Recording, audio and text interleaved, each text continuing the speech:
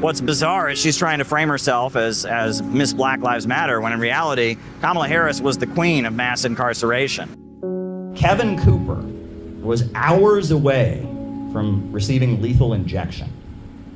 Hours away from it. His lawyers asked that DNA evidence be acquired in order to make sure he was actually guilty of the crime.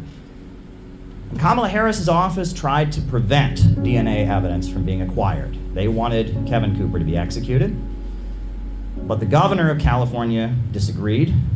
They acquired DNA evidence, and the execution was stopped. The New York Times tells us that she feels really bad about it, for whatever that means. And people can also recall that while she was head of the California State Attorney General's office, over 1,000 people were locked up for smoking marijuana. She presided over jailing a lot of people. And on top of that, the drug labs in the state of California that were being used by the police were turning up false positive results. And yet, Kamala Harris's office did not tell the defense attorneys or the judges about this. They knew that the drug labs were turning over false positives, and people went to prison because her office concealed that their drug labs were turning up false positives. And another thing about Kamala Harris, I don't know if people saw, but there's a video of Kamala Harris where she's bragging about how she jailed the parents of children who were truant from school. I would not be standing here were it not for the education I received. And I know many of us will say the same thing. And I believe a child going without an education is tantamount to a crime. So I decided I was going to start prosecuting parents for truancy. Well, this was a little controversial in San Francisco. And frankly, my staff went bananas. They were very concerned because we didn't know at the time whether I was going to have an opponent in my re-election race. But I said, look, I'm done. This is a serious issue, and I've got a little political capital, and I'm going to spend some of it. Have you seen the clip? And she gets up there, and it's the same kind of thing. She's giggling. Yes, I had the idea that we could lock up parents who are truant from school. You know, I wouldn't be anywhere in my life if it weren't for my education, and so not giving a child their education is a crime, and so I jailed parents, and she's giggling about it. It's just so great. And, you know, I see so much in U.S. media. They like to trivialize incarceration. There's so many shows on Netflix and all of that where it ends towards the end where someone goes to jail, but it's part of the happy ending. It's okay. And they don't seem to realize what that means. You know, when one member of a family, when a father or a mother goes to prison, or a brother or a sister, it hurts the entire family. And when Kamala Harris is up there giggling about, oh, you know, I locked up these parents because their kids weren't in school. You know, yeah, kids need to be in school. When kids aren't getting to school, it's a problem. But the worst thing you could do is then throw their parents in jail. That's not going to help the situation in any conceivable way.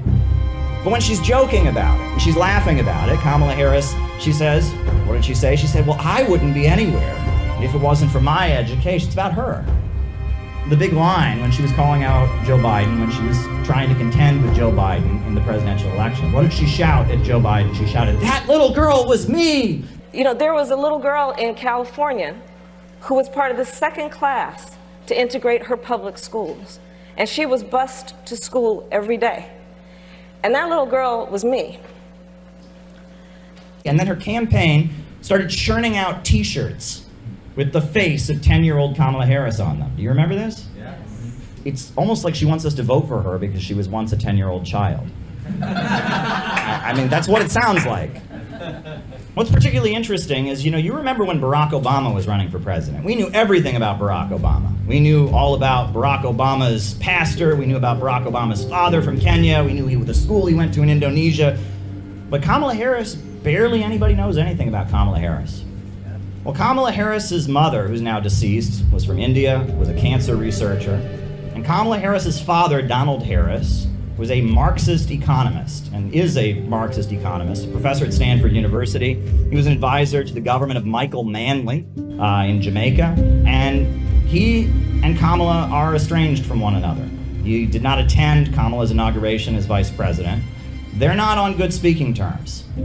But the more you look at it, it's very clear that Kamala Harris sees herself as a victim. The way Kamala Harris speaks, the world has been unfair to her. And she blames Donald Harris for that to some degree or other. We don't know why. We also, there's rumors, we don't really know what happened when she was in Quebec. We just know she never talks about the years that she spent in Quebec. But Kamala Harris thinks that she is a victim. And she wants the whole world to know that that little girl was her. And she wants vengeance. And she wants to make people pay. And she wanted to make Kevin Cooper pay. And she wanted to make those parents pay. That's what leftism is if it's stripped of economics. If it's stripped of class struggle, if it's stripped of a desire to have the people rise up and control the means of production, if it's just anger, if it's just revenge, it's just a call for destruction, a call for rebellion, that's what Kamala Harris is. Kamala Harris, she's very much a guillotine meme. That's what she is. It's the glorification of punishment, a desire for revenge, a desire for destruction. And that if you look at the history of socialism around the world, the strength of socialism wasn't the guillotines, it wasn't the firing squads, it wasn't the persecution. That's not what people remember the strength of socialism being. They just did a poll. 75% of Russians say that the Soviet Union was the best time in their history, but they're not thinking that because of executions. This was from a PBS documentary. They interviewed a woman named Tatiana Fedorova. Stalin set a task. Build this or build that. And thanks to the fact that people trusted him and this enthusiasm of young people, it was possible. Remember, this was a country where people were illiterate, lived in virtual darkness, wore birch bark shoes. Even now, I think it's like something out of a fairy tale. How is it possible at one of the most difficult times to raise these great construction sites?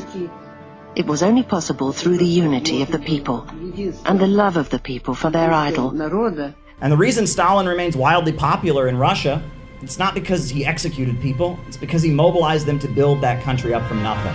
This was a country... He built some of the world's largest power plants, he wiped out illiteracy, and he built a modern industrial country. He raised millions of people up out of poverty.